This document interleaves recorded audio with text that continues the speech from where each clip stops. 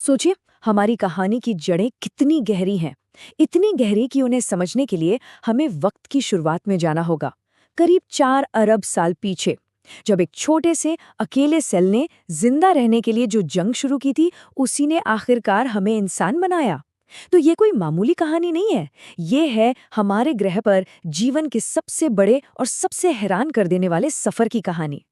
ये सवाल हम सबके मन में कभी न कभी तो आता ही है ना? कि आखिर हम आए कहाँ से? हम हमेशा से तो ऐसे नहीं थे। तो फिर हमारी शुरुआत कहाँ से हुई? इसी सवाल का जवाब ढूंढने के लिए चलिए आज वक्त में एक लंबा सफर करते हैं। तो चलिए शुरू करते हैं। आज से लगभग 4 अरब साल पहले जरा कल्पना कीजिए, उस वक्त अपनी पृथ्वी कैसी दिखती थी। वो एक धधकता हुआ, उभलता हुआ आग का गोला थी। चारों तरफ लावा के समंदर थे और आसमान जहरीली गैसों से भरा हुआ। मतलब ऐसी दुनिया में जीवन के बारे में सोचना भी नामुमकिन सा लगता है ना? तो सवाल ये उठता है कि इस जलती उबलती दुनिया में जिंदगी की वो पहली चिंगारी आखिर जली कैसे? देखिए, वैज्ञानिक इस बात पर तो लगभग सहमत हैं कि जीवन का पहला बीज पानी में ही पनपा था। पर असली सवाल तो ये है कि वो बीज आया कहाँ से? इस पर ना दो बड़ी दिलचस्प थियोरीज हैं। पहली थियोरी थोड़ी फिल्मी लगती है। वो कहती है कि जीवन का वो पहला बीज दरअसल सितारों से आया था। हाँ, किसी उल्कापिंड पर बैठकर अंतरिक्ष के अंधेरों को चीरता हुआ हमारी धरती पर पहुंचा। और दूसरी थियोरी वो कहती है कि नहीं, जीवन इसी धरती की देन है। हमारे ही पुराने महासागरों में जो एक तरह का केमिकल सूप था, उसी में कुछ ऐसा हुआ कि वो पहली चिंगारी जल उठी। अब देखिए, सच चाहे जो भी हो, एक बात तो तय है, हमारी कहानी की शुरुआत यहीं से हुई। तो जीवन का सबसे पहला रूप कैसा था? कोई विशाल जीव नहीं, बल्कि एक अकेला, बहुत ही छोटा सा सेल। जी हाँ, यही था हम सबका सबसे पहला पूर्वज। और कमाल की बात यह है कि उस एक नन्ही सी कोशिका में आने वाले भविष्य का पूरा ब्लूप्रिंट छुपा हुआ था। वही जेनेटिक कोड जिससे आगे चलकर डायनासोर बनने थे, पेड़ पौधे बनने थे और हम इंसान भी बनने वाले थे। और फिर कहानी में पहला बड़ा ट्विस्ट आया। लगभग 3.5 अरब साल पहले उस अकेले सेल ने कुछ कमाल का करना सीख लिया। उसने खुद को कॉपी करना शुरू कर दिया। ये एक असली गेम चेंजर था। सोचिए, अगर वो ऐसा न कर पाता तो जीवन की कहानी तो शुरू होने से पहले ही खत्म हो जाती। और फिर 2 अरब सालों तक, जी हाँ, 2 अरब साल बस यही चलता रहा। अरबों खरबों सेल्स बस अपनी नकल बनाते रहे। फिर आया कहानी का सबसे बड़ा मोड़। सेल्स ने आपस में अपनी जेनेटिक जानकारी को मिलाना शुरू कर दिया और बस यहीं से हुआ असली विकास का धमाका। अब जैसे ही ये जेनेटिक मिक्सिंग शुरू हुई ना, पानी के अंदर धीरे धीरे नए और अलग-अलग तरह के जीव बनने लगे। और यहीं से हमारी कहानी और भी ज्यादा दिलचस्प हो जाती है, क्योंकि अब बारी थी जीवन में देखने और सोचने की क्षमता के विकास की। चलिए जरा कल्पना करते हैं हमारे एक बहुत पुराने पूर्वज की। पानी में रहने वाला एक छोटा सा लगभग 3 इंच का अंधा कीड़ा बेचारा अपनी ही दुनिया में घूम रहा था। लेकिन अब महासागरों में नए शिकारी पैदा हो चुके थे। अब बचने का सिर्फ एक ही तरीका था, खतरे को दूर से ही देख लेना। और इसी जानलेवा जरूरत ने करोड़ों सालों में कमाल कर दिया। कुछ सेल्स जो रोशनी को महसूस कर सकते थे, वो धीरे धीरे हमारी पहली आंखों में बदल गए। और फिर इन आंखों से जो भी दिखा, उसे समझने के लिए ठीक उनके पीछे एक छोटे से दिमाग ने भी आकार लेना शुरू कर दिया। तो अब हमारे पूर्वजों के पास आंखें थीं और एक छोटा सा दिमाग भी। लेकिन इसके बाद हमारे वंश ने एक ऐसा कदम उठाया जिसने सच में सब कुछ बदल कर रख दिया। उन्होंने वो किया जो किसी ने सोचा नहीं था। उन्होंने पानी की अपनी दुनिया को छोड़कर जमीन की ओर एक बहुत बड़ी, बहुत साहसी छलांग लगाई।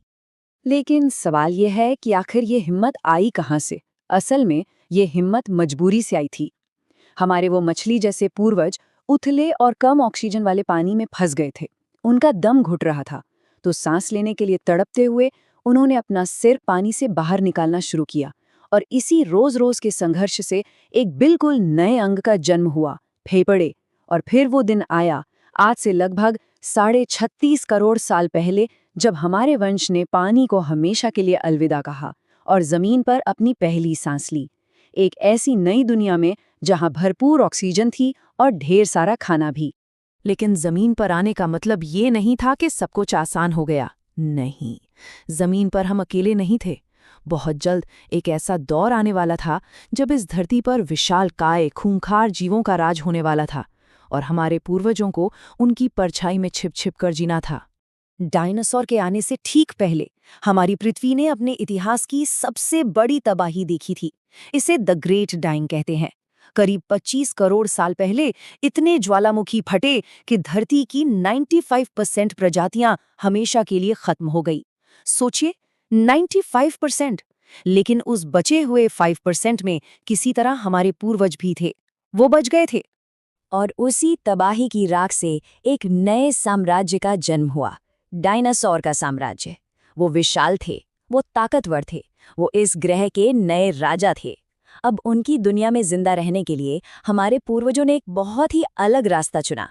उन्होंने बड़ा बनने की कोशिश नहीं की, बल्कि वो और छोटे होते गए, एक छछूंदर जितने छोटे। दिन में बिलों में छिप जाते थे और सिर्फ रात के अंधेरे में बाहर निकलते थे। और जानते हैं, डायनासोर से बचने के इसी संघर्ष ने हमें वो बनाया जो हम आज हैं। रात में शिकार करने के लिए हमारी सुनने और सूंघने की शक्ति कमाल की हो गई।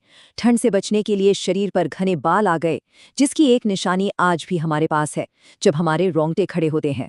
हमने अंडे देने की जगह बच्चों को कोख में पालना शुरू किया और उन्हें दूध पिलाना सीखा। और सबसे बड़ी बात, हर पल जो मौत का खतरा सिर पर मंडराता था, उसने हमारे दिमाग को और भी ज्यादा तेज और बड़ा बना दिया। और ये लुका छिपी का खेल करोड़ों साल तक चलता रहा। और फिर एक दिन आसमान से मौत बरसी।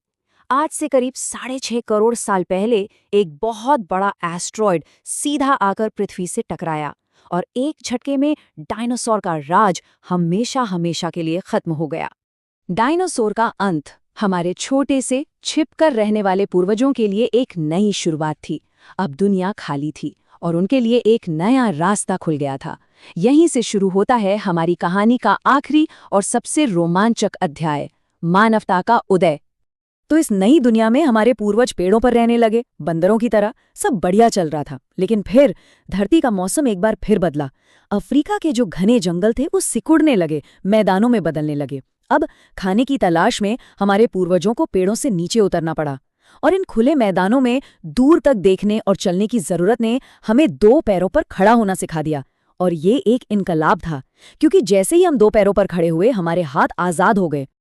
और उन आजाद हाथों ने वाकई इतिहास बदल दिया। करीब 23 लाख साल पहले हमने पहली बार कुछ ऐसा किया जो इस ग्रह पर किसी और जीव ने नहीं किया था। हमने पत्थर से पत्थर को तोड़कर औजार बनाए। अब हम सिर्फ डर कर भागने वाले जीव नहीं थे, अब हम लड़ सकते थे, हम शिकार कर सकते थे। हमारी अगली और शायद सबसे बड़ी खोज थी आग। आग पर काबू पाना। देखिए, आग सिर्फ रोशनी या गर्मी नहीं थी, वो जंगली जानवरों से सुरक्षा थी, वो एक हथियार थी। लेकिन सबसे बड़ा बदलाव जो आग ने किया, वो हमारे खाने में किया। पके हुए खाने को पचाना बहुत आसान था, और इससे जो भी एक्स्ट्रा एनर्जी बचती थी, वो सारी की सारी एनर्जी हमारे दिमाग को मिलने लगी।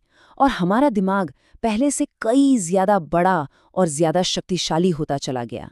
दिमाग तो अब बहुत ताकतवर हो चुका था, लेकिन हम अब भी खामोश थे। फिर हमारे गले की बनावट में एक छोटा सा लेकिन बहुत जरूरी बदलाव आया।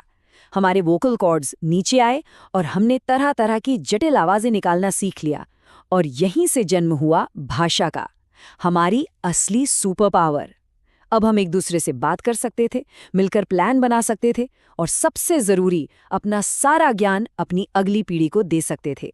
तो ये है हमारी कहानी, 4 अरब साल का एक अविश्वसनीय सफर जो एक छोटे से अकेले सेल से शुरू हुआ था। उस एक सेल ने जिंदा रहने के लिए जो जंग लड़ी, खुद को बार बार बदला, और विकास की सीढ़ियां चढ़ते चढ़ते आज हम इस ग्रह के सबसे बुद्धिमान जीव बन पाए हैं। लेकिन इस पूरी कहानी के बाद एक बड़ा सवाल मन में रह जाता है, आखिर ये सब कुछ मुमकिन कैसे हुआ? हमारी ये पृथ्वी जीवन के लिए इतनी परफेक्ट, इतनी सही जगह आखिर बनी कैसे? वो कौन सी चीजें थी, वो कौन से संयोग थे जिन्होंने इस 4 अरब साल लंबे सफर को ये मोड़ दिया? ये सवाल हमें बार बार याद दिलाता है कि हमारा ये ग्रह वाकई कितना खास है और कितना कीमती।